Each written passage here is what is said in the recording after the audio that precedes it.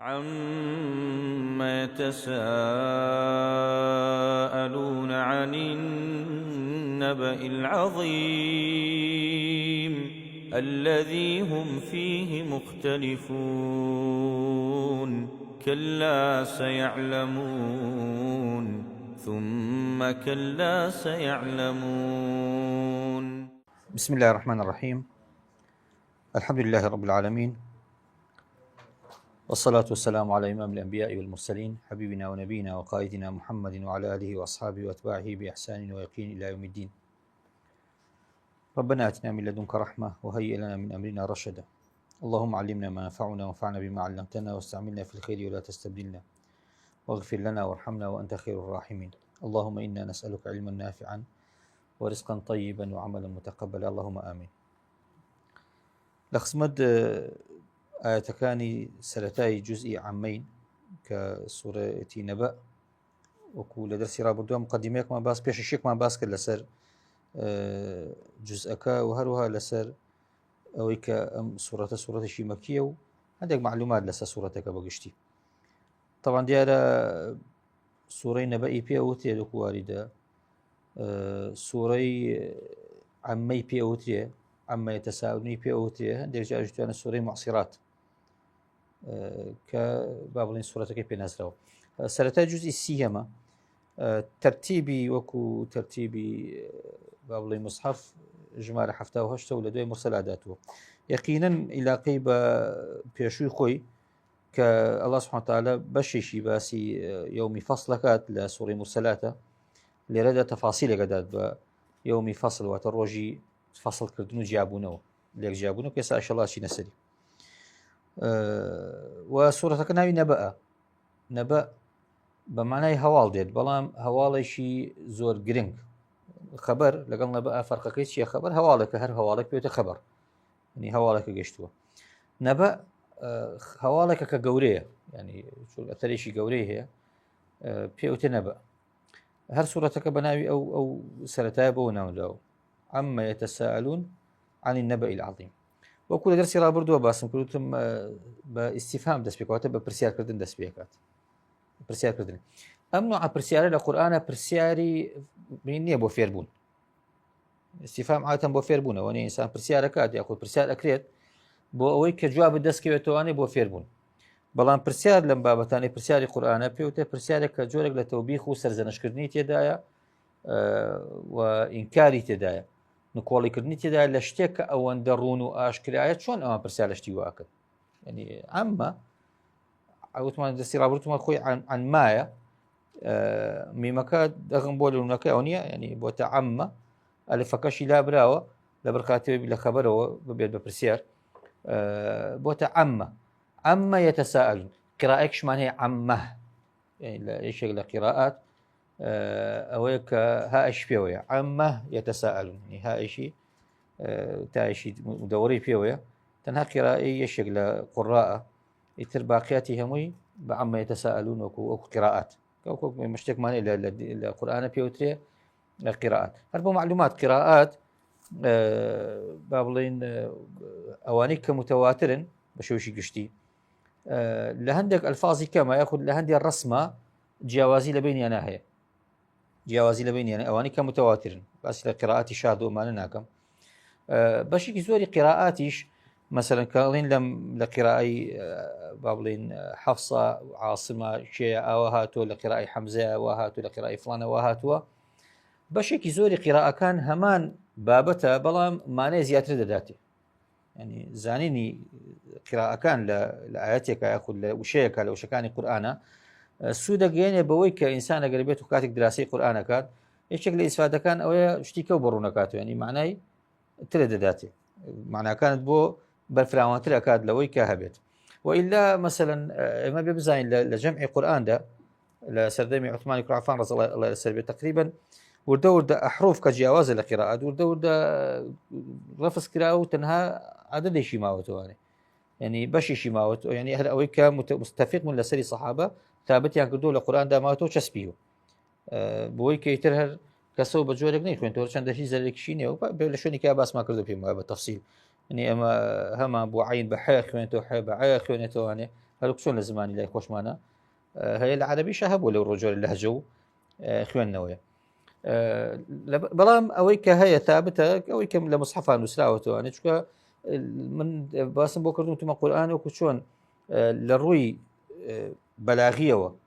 کاتێک ئینسان قورئانە خوێنێتەوە لە ڕووی بەلاغی و معجزە واتە ئینسان دەستەوسان ئەکات رب العالمین سبحانه وتعالى تحدى ئەکات بەوەی کە مثلا ئەگەر ئەتوانن 10 سوورەت بێنن ئەگەر ئەتوانن لە ئەخیرا فەرمێ فەئتوا بسوورەة من مثله ئەگەر ئەزانن کە ئەم قورئانە پێتانەوە لەلایەن پەروەردگارەوە نییە دەی خۆ ببنەوانی و خۆی ئەو زمانە زانن و هەمووی عەرەبن و هەمووی با بڵێن لە زمانی عەرەبیە لەو پەڕی لە سەردەمی شیعر بووە سەردەمی پێشکەوتنی شیعر و ئەدەبیات بووە الله سبحانه وتعالى تحدای کردن فەرمووی بە زمانەکەی قورئان نووسراوەتەوە ئەنە شتێ بکەن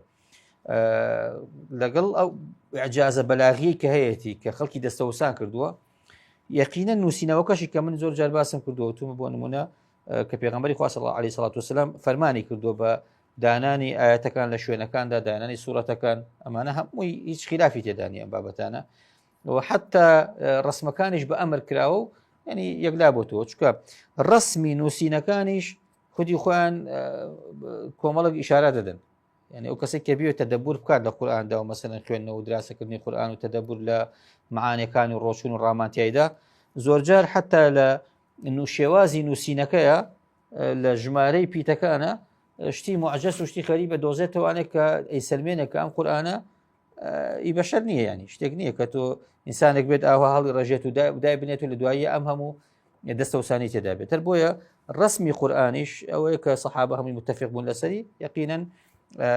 تەوفیقیە و مەجالی ئەم سەر ئۆسەری تێدا نیە وەکو عەرزم کردن یەک قیرائەتێک کە بە عەمما خوێندرێتەوە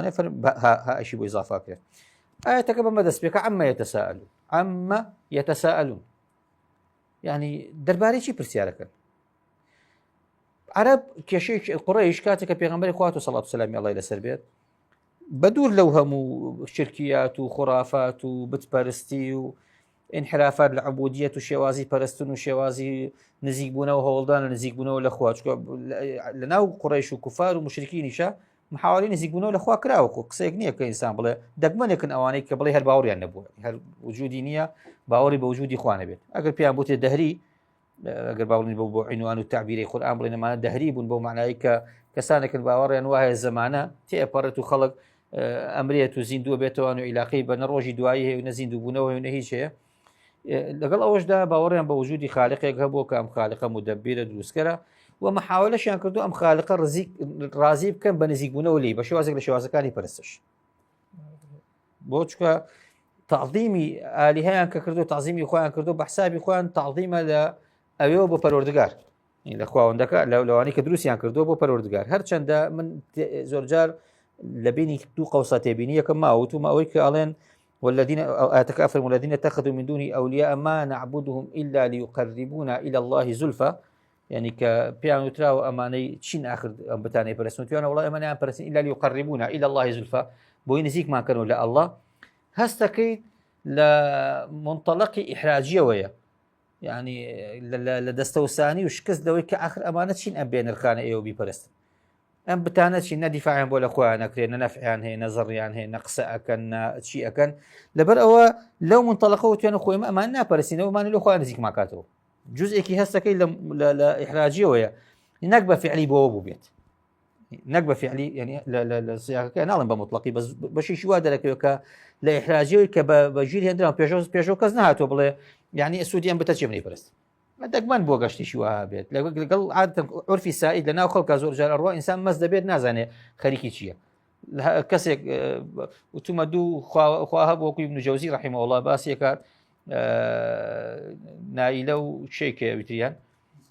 ئیساف و نایلە یعنی بەو اعتیبارەی کە على ئاساس دوو کەس بوون هاتوون یەکتریان خۆشویستوە لە ئێمەنەوە هاتوون و ئەمانە لە قرچەی گەرمای نیوەڕۆیە کە کەس لە بیت نییە وەکو بازێک تەمەمان هەمووی قیسەس نەک با بڵین سەنەدێکی صحیح ومانشکە ئوموری جاهلیە نایلە و ئیساف دوو شەخص بوون حەزیان لە یەکتری بووە هاتوونەتە ناو کەعبە بە فرسەتیان زانیوە بچنە ناو کەعبەیە بە یەکتری بگەن وەکو دوو عاشق کە بە یەکتری گەیشتن و ئەڵبەتە کارێکی نابەجیان کردووە واری دوای ئەڵەن وشک بوون لە ژوورەوانێ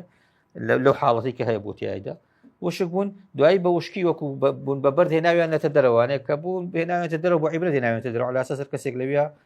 کاری ناشەرعی بکات و کاری نابەجێ بکات و حروماتی بیت بشکێنێت ئاهای لێ دێت دوای بە مروری زەمن و دەور دەستیان پێ ناو بەرسویان ینی بۆتە مبارەک خەڵگات و دەستی پێ ناو بەرسوێتی وەکو باڵێن وەکو ڕیواتێک کار چەندە باڵێن وەکو صحیح بڵێ ڕیواەتی صحیحەوەمانە نا بەسمەوەی تا و حەدەش تعظیمی ماڵی بیتیان بە گەورە زانێ و محاوەلەیان کردو لێەوە لەخوا نزیک ببنەوانێ بەس کەس نهاتوە بڵێت کاکە من ئەمە بۆ پەرستم ینی بۆچی خەڵکی پەرستنی ئەمە بە چی سوودێکی هەیە دەگمە نەگەر کۆمەڵک سەوت هەبوون کە لەسەر دینی حەنیفی بوون هاتون داوایان کردوەوە داوایان بۆ دینی ئیبراهیم کردو یان شوێنی ئەهلی کتاب کەوتون و لەسەر دینی صحیحی ئەهلی کتابن و کۆڕەکەی کوڕی نەوفەل و ئەمثالی ئەوانە ئەمانە کام کێشیان هەبووە شتێک نەبووە لە زێنیانە پێوتە قیامەت دوا ڕۆژ محاسەبەکردن لەبەرەوە چۆن قورئان بەلایەنەوە جێگەی قبوڵ نەبوو ڕەدی کردوێتەوە بە هەماشەوە گەورەترین کێشەیان بریتی بۆ لە ڕۆژێک کە تایدا خەڵک زیندووە بێتەوانێ و لێپرسینەوەی لێ ئەکرێت و هەموو خاوەن حەقی خۆی دێتوانێ و حەق لە هەموو کەسێک سێدێت کە حەقی خەڵکی خوارد بێت کە مەفهومی قیامەت ئابەم شێوەیە قورئانیش لە سووەری مەکیدا زۆر تەرکیزەکاتە سەر ئیمانبوون بە ئەڵڵا بە ڕۆژی دوای ینی چونکە دوو بناغی ئەساسی ئیمان بۆ هەر کەسێکە هەر ئینسانێک بتەوێت مستەقیم بێت کە باوەڕی بە ئەڵڵاه سبحانه وتعالى باوەڕی بە ڕۆژێکی شەیە کە هەرچی بکەیت و لەسەری یەتەوە بەردەمت و ئەیبینیتەوانێ وەنیە يوم ينظر المرء ما قدمت يداه کە لە ئەخیری ئەم سوورەتە دێت نهایەتی سوورەتەکە بەمە کۆتایی پێێنێت یعنی یەک ڕۆژێک دێتە بێشە و ينظر المرء ما قدمت يداه ینی ڕۆژێک دێت ئەوەی کە عەبدەکان من تۆ فڵان فیسار هەرێکێک لەوە ئەی زەید عەمر هەموو یەکێک لەمانە ينظر ما قدمت يداه ئەیبینێتەوە هەرچی کردووە حاضرە لە بەردەستە وەکو لە سوورەی کەهف فەرمووە وەجەدوا ما عەملوا حاضرة ولا يظلم ربك أحدا أو الرجك أو أن دخل أي بينتوا ويقول الكافر يا ليتني كنت ترى يعني هولي الرجك أمن دقولسا كتو هرشي هي تو بردسه ما قدم جدا هرشي كدو من روشت يسا من ماوي أو أن صالت من ما لو دقيقة مكلف هرشي كدو روشتو وانيا يعني تازه تسجيل كردو تو مالم كردو تسجيل بولا الله حاضر بشان بدتو لروج قيامت ده لەبەر ئەوەندە کافر ئەوەندە هەز دەکات بە نەکبەتی خۆی یا لێتەنی كنت تراب خۆزگە هەر گڵ بوومایە هەر خۆڵ بوومایە ئینسان نەبوومایە بەڕاستی کەەوەی شڵات چینەوە سەری قەزی قیامەت بابەتێک بۆ جێگەی مشتومڕ و کێشە بوو لە هەر مجتەماعێکیشە لە هەر کۆمەڵگایەکە ترسی زیندووبوونەوە و محاسەبەکردن لە ڕۆژی قیامەت وردە وردە کەس بوو ئیتر ئەو مجتەماع هەرچی مەبادی و بنەمای عەدالەت و دادپەروەری و ئەخلاق و چی وردە لێگەڵەوشێتە لەبەری هەروەکو چۆن لە ئوموری دنیادا ئەگەر لەناو کۆمەڵگایەکە خەڵک هەستی کرد کە لێپرسینەوە نییە پاشەگەردانی دروست بوو ئیتر نەفسە خراپەکان دەرگایان بۆ کردەوە هەموو کارێ بکەن گوێ بێژ نادات ئەمە هەر لە ئوموری دنیادا بۆ قیامەت کاتێک کە ئینسان بزانێت هەر فرسەتێکی دنیاە و زیندوو ناکمەوانێ لەبەر ئەوە زوڵم ستەم تعداکردن ماڵخواردن هەرێکێک لەمانە ئینسان چێ ئازای فرسەتی خۆی بەکاربێنێ وەکو چۆن پێوتە شەریعەتی دارستان لە یاساکانی دەباڵین داروینە کە پێوتێ لە غابەتە بەقا بۆ ئەقوایە ینی چێ ئازایە و هێزی هەبوو ئەمێنێتەوە باقیەتی هەمووی وردە وردە نامێن و کۆتاییان پێدێت کە خەڵک وای زانی کەیتر قیامەت نییە و لێپرسینەوە نیە وەستان نییە لە بەردەستی مەلیکی هەموو مەلیکەکانە یەقینەن ئەو کاتە ئاساییە چێک بکە بابیکێت بۆیە قورئان تەرکیزەکاتەوە سەر ئەم بابەتە کە مەسائلی باوەڕبوون بە ڕۆژی قیامەت کە نزیکە لەبەر دەستایە إنهم يرونه بعيدا ونراه قريبا پیغمبر خدا صلی الله عليه وسلم فرموا الجنة أقرب إلى أحدكم من شراك نعله والنار مثل ذلك يعني لراسي دا بهشت لهر يشكل إيه لقيتانك نزيكتره كجزء كلتو لمن أشتاها فرموا والنار مثل ذلك دو سخي جرواية كواتا مرحليك بوي أم قضي قيامته سورة مشيكان زور تركيزة كانوا سري لبر بناغي دا مزلانه هر اما شعبيته بوي لدوائي دا اگر بيتو ام شخصيتاني كلا سنه اساسا پرورده ابن دسيان لي بربدا ظلم ناكا ستم ناكات بصر خلقا هيشتك ناكات لبروي ترسي شيء محاسبه ازانت الله سبحانه وتعالى كافرين وقفوهم انهم مسؤولون رايان قرن برسيالان ليكتواني ام وعزي دينيه كاخبار بون بقيامته اساس الايمان لهر شو انك كذبوا يتر او تاكو كومل قال لغلوشتو بو القران زو تركيزه كاتسري هەڕەشی زۆر ئەکات نیعام بازەکە بۆ کەسانێکی ئیشەکەن ئەمە ئەساسیاتە لەبەر خاتی ئەوەی کە بەشەر ئەگەر ئەمەی نەبێت تێپەڕێت ئەڕوات هەرچەندە ئەوەی کە باسیەکە قورئان بریتە لە لەمەحات و ئیشارات ئیژینا هەمووی لەوە گەورەترە هەم هەولی قیامەت هەم نیعەمی بەهەشتیش ڕۆژەکانی بەهەشتیش وانە ینی هیچی ئەوە نییە کە بە کەلیمات و بە حروف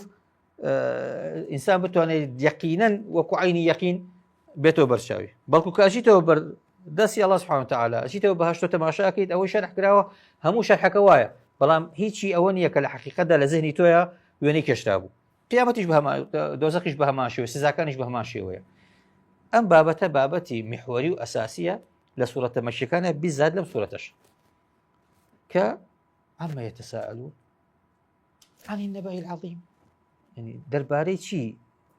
پرسیارەکەن دەربارەی ئەو هەواڵە گەورەی الذی هم فیه مختلفون کە ڕاجایی لە بینیانە دروست بووە ینی خەڵکێک باوەڕی پێ ناهێنێ لە دەرسی ڕابردووە وتمان مجاهید وەکو تەفسیرێکی مەئثور مجاهید دەفەرمێن نەبە ئەمە بەسی پێی قورئانە وانە وتمان بەسی قورئانە سیاقی ئاەتەکان تا ئەخیر یعنی تۆ حسابی ئەم سوورەتە بکەیت ئەگە تەماشای نیوەی سوورەتەکە بکەیت نیوەی لە دوای پێنج ئاەتی یەکەم کە لەسەر پرسیارەکە ئەڕوات ئیتر باسی دەسەڵاتی پەروەردگارەکە سبحانه وتعالى ئاثاری عەزەمەت و دەسەڵاتی خوا باز دەکات لە ئاەتەکانی بە دواتردا لە نیوەی بە دوایە ئەنجا ئەچێتە سەر تەفاسیلی ئەو قیامەتەی کە الله سبحانه وتعالى هەڕەشی پێکات یان مژدەی پێدات هەم بە دیوی چاکە هەم بە دیوی خراپە لەبەر ئەوە قەزەی قیامەت بناغەیەکە ئەبێ ئێمە لە ئیش خۆمانە بکەین سيد رحمه الله لمشاهد القيامة في القرآن كتاب شيء بناء مشاهد القيامة في القرآن باز دوا كاد فرمك دقمنا سورتك هبيت لمحيك وشاتي بو قيامتي انا بيت دقمنا اشتي يعني تو لسورتك نتجرتو انا بو زين دو بيتو برسياد ليك بهر صيغه وشوازك لشوازكان يويك فعلا روجك هي وام زمنا كورتيك هي همو زمنيه تو ابد روجك بي برسيادك بيتو يعني فرمي لبرقاتي اويك ابما الله سبحانه وتعالى تربيه وپەروەردەی جیلێکی کردو کە ئەو جیلەی ترسد لێ نییە چکە ئینسان عادەتەن لە هەر جیلێکە ترس هەبوو لە شتێک کە بەرپرسیاری هەیە خەڵک ڕێگە بێتەوە مەسەن تۆ لە قوانینە لە یاساکان ئێستا لە ئەوروپا کابرا لە بەردەوام ترسی غەرامەی هەیە ترسی لێپرسینەوەی هەیە ئامادە نیە یاسایەک بشکێنی چکە زانێ غەرامەکەی ئەوەندە قورسەرە لەوەی کە لە لێک شکاندن لەزەتێکی شکاندنی کاتیا دەستیەکەوێت چکە عادەتەن ئینسان شخصی ئینسان وایە ئەگەر بێت و ئەمەی نەبێت لە هەموو مەخلوقێک زیاتر لە عادەت هیچ مەخلوقێک نییە هێندەی ئینسان خەتەر بێت لە ئینحرافات و لادانیدا سنووری ئینحرافات و زوڵم و تعدا لە بەشەردا وەکو هیچ مەخلوقیشکرد بۆ ئینسان ئەگەر خوا نەخواستە لە ئینسانەتی خۆی دەرچوو ئیتر دەستی لێ بشوو دەست لە هیچ ناژێڕێتوانێ ڕەحم و سۆز و هیچ شتێکی نامێنێت هەر بۆیە الله سبحانه وتعالى لە پێگەێنانی شخصیەتی مسلمانە دیندارە بۆ ڕێکردنەوەی ئاراستەی بەشەریەت کە دەستی پێکردووە بە چەسپاندنی باوەڕبوون بە ڕۆژێک کە تێدا زیندوو بێتەوە لێ پرسێتەوەوانێ و ئەمەی کە ئەیکەی دەرهەواتە نییە و کاتی ئەم زەمەنە ئیش لەسەر ئەماکات هەر لەسەر ئەمەشە دێت ئیتاری ئەم پرسیارەی کە خەڵکێک باوەڕی نەبوو بە قیامەت خۆگە بڵێن قورئانیشە نەبەکە لەبەرەوەی قورئان بەشێکی زۆری قورئان کە ڕەفزیان کردو لەبەرەوەی ئەوان و تویانە قورئانێک کە پێمانە دەڵێ زیندووە بیتەوانێ وانە وضرب لنا مثلا ونسي خلقه وقال من يحيي العظام وهي رميم إشكاليا هبوو سیان بەم هەموو ئێسقانە وردوو بۆ بەهابرۆن هەبرون بۆ بەمە بەچی زیندووە بێتەوە کەواتە لە خودی ناخی خوانە باوەڕیان نەبوو کە ڕۆژێک تێدا زیندوون بۆیە بێخەم بوون لە عەبدایەتیکردنی خەڵک زوڵمکردنی خەڵک تعداکردنی خەڵک خواردنی ماڵی خەڵک الله سبحانه وتعالى لە ئەساس وتیانە گەێنێتەوە کە فیعلەن چۆن ئێستا هەیت نەپڕێکە تێپەڕیتەوە چیتە ڕۆژی شکەوەکو چۆن زیندووکرێتەوە بۆیە کە پرسیارەکە کات دەفەرمی عەمە یەتەساءەلوون عن النبأ العظيم الذي هم فيه مختلفون كلا سيعلمون ثم كلا سيعلمون كلا أداة نفي وزجرة يعني شلون اللي كلا هرخوي اشتاقية بي او تي نغمة وجرسي وشكان زماني عربية يعني وشا خدي خوي إنسان كقساك هر وشا خوي زوجار رسمي اشتداته هەروە گەر تەماشاکەی قورئان کە باسی دۆزەخە کات لەفزەکانی کە باسی سزا و دۆزەخە کاتیایدا یان باسی قیامەت دەکات هەمووی ئەلفازی قورسن لەسەر زوبان نەگەر ئینسان حاقە وەنیا مثلەن هەرچی لە ناوی ئابێت تەماشاکی کەلیماتی قورسن قاریعە جەڕەسەکانیشی لەسەر مێشکی ئینسان قورسە باقیاتی کە دێتە سەر قەزای مژدامی کەلیماتێکی ناسکن ئەنی هەر جەنە خۆی وشەیەکە جۆرێک لە تەساهولیتیە ناسکیتیایە هەرجی شکلەوانی کە دێت بۆیە جەڕەسی گوشە لە تەسیل لەسەر بەشە خۆی ئیشی خۆیەکات کەلا سەیعلەمون ثم کەلا سەیعلەمون یعنی هەڕەشەیەکی تێدایە لە زمنیە نەخێر لە داهاتوو ئیزان سین ئەداتی استقبالەوە نیە بۆ داهاتوو چۆتە سەر فعلی مضارع کە يعلمون يعني ئیزانن نەخێر لە داهاتووی بینن ئیزانن جارێک کەش تکارەکاتەوە ثم کەلا سەیعلەمون تاوەکو بزانێت کە شتێک لە پێشەوەی زۆر قورسە یون کۆڵی چی ئەەکەن ینی چی چاوەڕێتان نەکاتێەوە بۆیە الله سبحانه وتعالى کە باسی ئینسانەکە دەفەرمێت إن هؤلاء يحبون العاجلة ويذرون وراءهم يوما ثقيلا طبيعتي خلق ويا يحبون العاجلة حزيان بوشتانك لبردست وحازر بدسته ويذرون وراءهم يوما ثقيلا ئەوەی کە خسویان تە پشکویان و گوێی نادەنێ ڕۆژێکی زۆر قورسە هەر بۆ هاتووە لە ئەثەردا کە فەرمێت لەو تعلمون ما أعلم لضحكتم قليلا ولا بكيتم كثيرا بۆ شلکردنی دەست نییە لەوەی کە ئینسان حساب بۆ دنیا نەکات و مەثەڵەن بچێتە ڕوهبانیەتێکەوە ئەمانە بەڵام بۆ تێگەیاندنی ئەوەی کە شتەکان تێکەڵ نەکەین بزانین کێ لە پێشکیان و شیان خەتەتە لە کیان ئەفەرمێت ئەگەر بزانن ئەوەی من نەیزانم ئێوە بیزانن معناوێنێ پێ ناکەین بەس کەم پێکەین لە چاو گریانی زۆرتر چکە ڕۆژێکی زۆر قورس چاوەڕێ هەمومانەکات کە لێرە دانیشتین ئەوەی کاشی بیستێت چ سەیسە چاوەڕێمانەکات ئەمڕۆ ئسبێ دووسبێ چەند ساڵێکی کەیە ئەو ڕۆژەی کێسا ئەوە وەسفیەکەین و باسیەکەین و پێغەمبەران بۆی هاتوون و خەڵک لەسەری جەنگاوە و ماڵی تیافەوتا و چی درێژایی تاریخی بەشەریەت کە باس کراوە لە سبینێتە لەبەردەستیەوەمان وردە بۆی ئەڕۆین خۆ ئەگەر ئینسان تمۆحی هەبێت ئینسان تاامە بێت خودی خۆی عادەتەن ئینسان حەزی لە مجازەفەیە نیعمەتێکی گەورەیە کە خوا باسیەوە کە ڕۆژێگەیت لە پێشتان دائیمە ئینسان مهەیە بۆی کە ڕۆژێک لە پێشەوەیەت و ئیگاپی یعنی ئەوەی کە خەیاڵی پێوەکە وجودی هەیە بۆ چکە ئینسان حەزی لە خولود و بەردەوامیە حەزی لە قرتان و شتی کاتی نییە هەر بۆیە لە طبیعەتی بەشەرا چکە تەنها یەکشت بێت تۆ ونیت یعنی کە ئەنەما ئێستا من بۆ قسە ئەەکەم خۆی لە خەیاڵەکە بژیم چی قسەکەین هاتوین نانەخۆین تێرمان خوارد و دوای بیرمانەچێت و نازام چیەکەینەوەمانە شتی کاتین ئەبێ شتێک هەبێ حقیقەتی حياتمان پیشان بداتەوە بۆی الله سبحانه وتعالى ئەستەن تەمسیلی دنیا ئەکات ئەفەرمێت شتی زۆر کاتیە هەر وەکو خەوێک وایە یعنی هەموو تەمەنی بەشەریەت کە پرسیارن لێکاتەوە لەبیثنا یوما ئەو بعض یوم یعنی یا ڕۆژێکە یا بەشی ڕۆژێکە چکە هەمووی لە خەیاڵێکی کەما جێگەی ئەبێتوانەوەی کە تێپەڕی بۆی الله سبحانه وتعالى زۆر تەرکیز دەکاتەوە بەشەر ئاگادار بن ئێوە زان بۆ شوێ ئەچن چی چاوەڕێتان نەکات لەبەر كلا سيعلمون ثم كلا سيعلم مباشرة لێرە ئەوەستێ لەسەر ئەسڵی پرسیارەکە ناچێتە سەر باسی قیامەت لایەتەکەدا ناچێتە سەر تەفاسیل و وردەکاریەکانی قیامەت ئەی وەکو قورئان بەعام کە حەقا نەهجی هەموو ئینسانێکی مسلمانیش بێت زۆربەی کادە و پرسیارانەی کە وروژێندرێن واز لە پرسیارەکە بێنە چکە کێشەکە لە پرسیارەکەیان نییە کێشەکە لەوەیە کە چی وای لەوە کردووە ئشکالی لەم پرسیارە ئەو پرسیارەی کە پرسیاری عقائیدی و عیلاقەیان بە ئیمان و بە وجود و بە عەدالەتی خۆ ئەمانەوە هەیە کێشەکە لەوەیە شتێکی کە وای لێ کردوون کە ئەم پرسیاریان لا دروست بوو بێت پێیان وایە کە ئەم شتە مستەحیلە شتێکیان بیرچێتەوە بۆیە الله سبحانه وتعالى مباشرة ئەوجێڕێتەوە بۆ ئەوانەی کە ڕۆژانە ئەیبینی بە چاوی خۆت موعجیزەکان لە زیندووبوونەوە گەورەترە بۆ هەستی پێ ناکە یعنی پێت وایە زیندووبوونەوە و ڕاوەستانەوە ئەوەندە قورسە لە کاتێکدا هەر چوار دەورت لەوە قورسیتیە لەگەڵیشە ئەژیت لەگەڵیشە تەعاملەکەیت و طبیعیشە وەریشە گرتووە پێش دوای ئەوە حقیقەتێکە مەجالی ئینکاریکردنی تێدا نییە بۆ نمونە یەکسەر دەست پێکە دەفەرمێت ئەلەم نەجعل الأرض مهادا ئێستا ئیشکالتان لەوەیە هەیە خەڵک زیندوو بێتەوە ئیشکالتان لەوەیە هەیە کە قیامەت هەبێت تۆ بۆ ئیشکال لەوە دانێ جارێ ئەسڵەن خودی خۆت چیت هەبووە لە دروستکردنی زەویدا شتێکە پێ بڵێ سەر زەوی زەویە کە ئەلەم نەجعل الأرض مهادا میهاد لە زمانی عەرەبیدا میهاد بەلانکە ئەوتێت یعنی شوێنێک ئامادە کرابێت بۆ حەوانەوە بە بێشکەی مناڵ ئەو تێ ئەمە هەدووانە لە بەبێشکە بۆ نەگەی ئەثەرێکی تەمە صحیح نییە وەکو حەدیث بەڵام ئیتر وەکو ئەثەرات و توێن پێغەمبەری خوا فەرمووی بەڵام وەکو قسە ئەڵێ ئەوتا ئوطلب العلم من المهدي إلى اللحد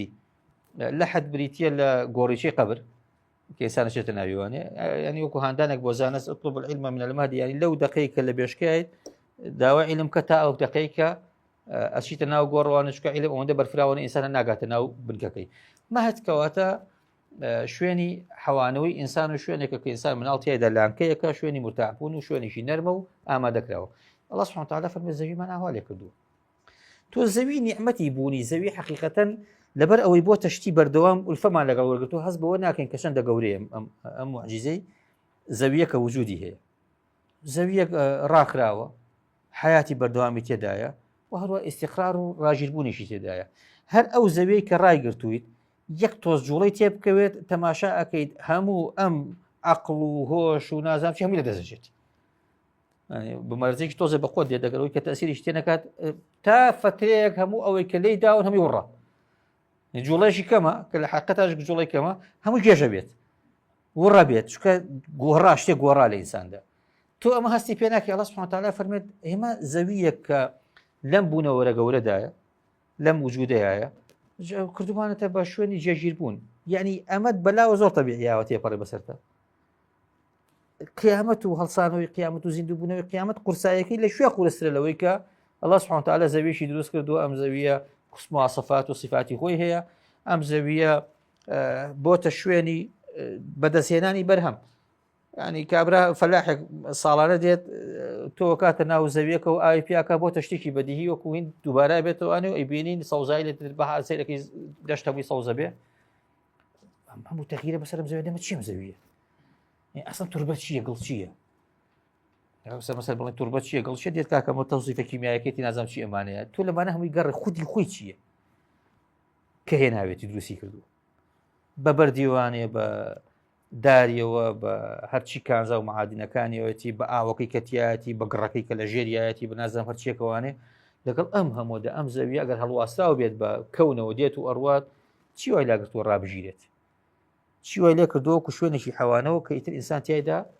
حەواوەتەوە کەواتە الله سبحانه وتعالى لە پرسیارەکەەوە ئەمان باتەوە جارێ بۆ شوێنێکی کە تاوەکو بە خۆمان ناپشین و بیرە بکەینەوە کاکە تۆ پرسیاری زلەکەی سێریشی خۆ بکە لە خۆتەوە تەماشا بکە ئەو جا ئەسا عەزەمەتی ئەبینیت ئەو ساتیەکەی کە پرسیارەکە و پرسیارێکی عەجیب و غەریبە پرسیارێکە کە هەر لە ئەساسا پرسیارەکە و غەڵەتەکە پرسیار لەوەکەیت ئەبێ زیندووبوونەوە هەبێت یعنی چی زیندووبوونەوە هەیە